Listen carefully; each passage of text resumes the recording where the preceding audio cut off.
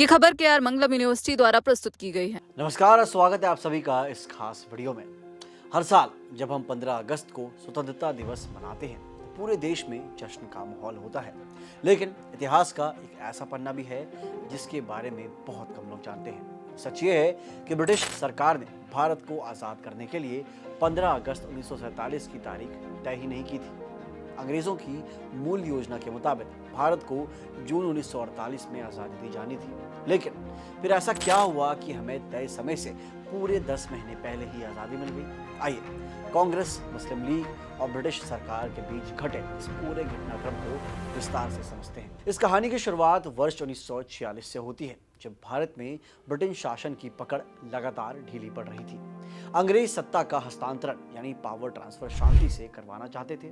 इसी सिलसिले में 1946 में कैबिनेट मिशन भारत आया ताकि कांग्रेस और मुस्लिम लीग के बीच समझौता कराया जा सके, लेकिन कैबिनेट मिशन दोनों पक्षों के बीच सहमति बनाने में पूरी तरीके से विफल रहा।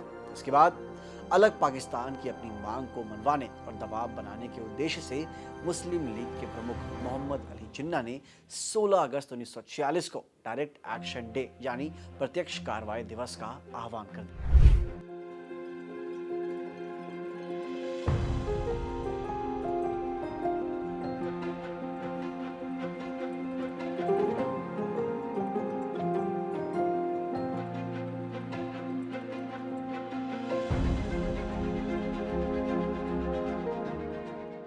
जिन्ना के इस कदम ने स्थिति को बेहद तनावपूर्ण बना दिया। 16 अगस्त को कलकत्ता में भीषण सांप्रदायिक दंगे और हिंसा भड़क उठी। देखते देखते हिंसा की आग पूर्वी बंगाल के नोवाखाली इलाके तक पहुंच गई, जो आज बांग्लादेश का हिस्सा है। इसके बाद हिंसा का यह दौर बिहार और फिर मार्च 1947 तक पंजाब के कई हिस्सों में फैल गया। उस समय भारत के वायसराय लॉर्ड वेवेल थे। बिगड़ते हालातों को देखते हुए वेवेल ने लंदन में बैठे ब्रिटिश सरकार और प्रधानमंत्री क्लेमेंट एटली पर दबाव बनाया कि वे भारत से निकलने की एक निश्चित और पक्की तारीख तय करें ताकि स्थिति को और ज्यादा बिगड़ने से रोका जा सके। लॉर्ड वेवेल ने स्थिति को संभालने के लिए एक योजना पेश की थी जिसे ब्रेक डाउन प्लान कहा जाता था। इस प्लान के तहत अंग्रेजों को चरणबद्ध तरीके से यानी धीरे धीरे भारत छोड़ना था।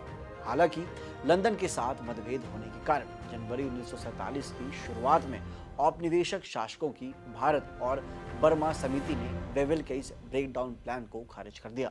इसके साथ ही प्रधानमंत्री क्लेमेंट एटली की सरकार ने यह तय किया कि भारत में अब एक नए वायसराय को भेजने की जरूरत है। यूके के संसदीय रिकॉर्ड के अनुसार 20 फरवरी 1947 को ब्रिटेन के प्रधानमंत्री क्लेमेंट एटली ने हाउस ऑफ कॉमन्स में एक ऐतिहासिक घोषणा की।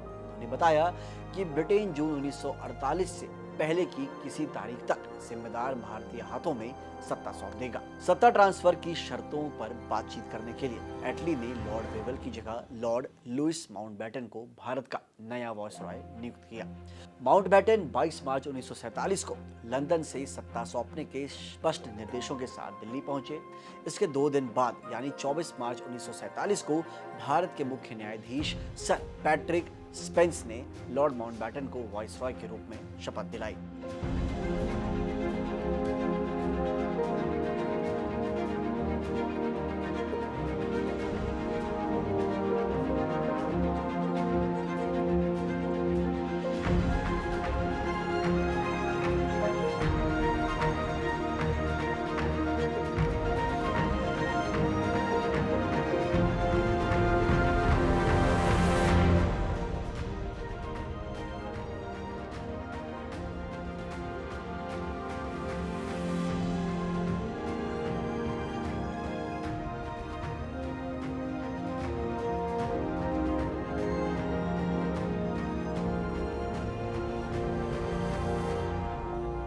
दिल्ली आने के बाद माउंटबेटन ने कांग्रेस और मुस्लिम लीग के शीर्ष नेताओं के साथ हफ्तों तक गहन बातचीत की। आखिरकार 3 जून 1947 को माउंटबेटन ने भारत के बंटवारे का अपना ऐतिहासिक प्लान पेश किया।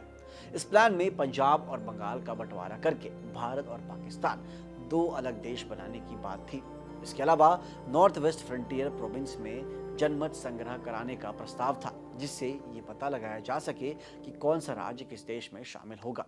कांग्रेस और मुस्लिम लीग दोनों ही पार्टियां लंबे समय से चली आ रही बहसों से थक चुकी थी और जल्द से जल्द सत्ता का हस्तांतरण चाहती थी। इसलिए दोनों ने 3 जून के इस प्लान को स्वीकार कर लिया। माउंटबेटन के इस 3 जून वाले प्लान की सबसे बड़ी बात यह थी कि इसमें आजादी मिलने की समय सीमा को 10 महीने पहले खिसका दिया।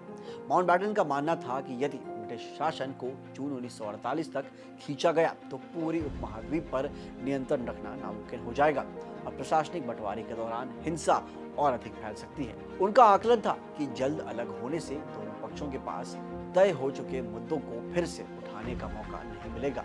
इसके अलावा माउंटबेटन ने 15 अगस्त की तारीख को शायद इसलिए भी चुना ताकि वे दूसरे विश्व युद्ध के समय मिली अपनी जीत की यादों को एक नए देश के जन्म के साथ जोड़ सकें।